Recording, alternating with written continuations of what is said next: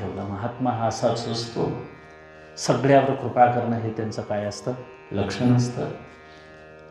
त्यानिमित्तानं महाराजांनी आपल्या विशेष म्हणजे हा ध्यानयोगाचा संप्रदायाचा महाराज पाया आहे. पण वारकरी संप्रदायाला कधी त्यांनी छेद दिला नाही, विरोध केला नाही. वास्तविक आम्ही वारकरी संप्रदायातील लोकच महाराज स्वार्थी म्हणायला काय हरकत नाही. आमचं आताचं महाराजांच्या विषयीचं जे प्रेम आहे की आता मठ कसा सांभाळला जाईल, मठाच्या उत्तरोत्तर कार्य काय केलं जाईल. कारण आधार एकदा गेला की महाराज बोलता येण्यासारख्या गोष्टी तोंडानं बोलता येतील, पण करणं हे फार कष्टाचं असतं. माऊली गेल्यानंतर निवृत्तीनाथ दादासुद्धा भगवान शंकरांचा अवतार असून देखील रडले.